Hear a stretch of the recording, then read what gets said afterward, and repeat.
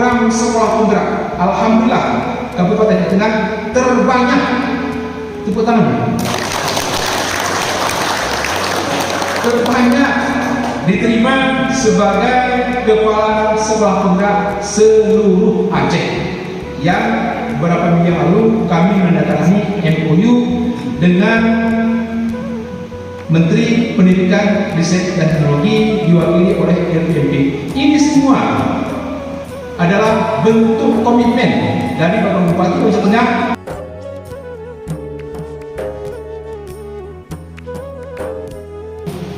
Dapat gedung seperti ini luar biasa. Ini yang beliau sampaikan, bersyukur. Di Dinas Pendidikan hampir berapa gedung, banyak kali gedung. Gedung kolam, gedung polin.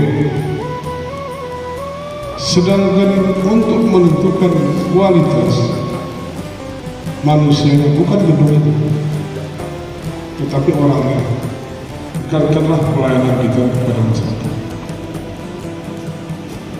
Artinya pelayanan prima kita berikan kepada masyarakat di bidang pendidikan.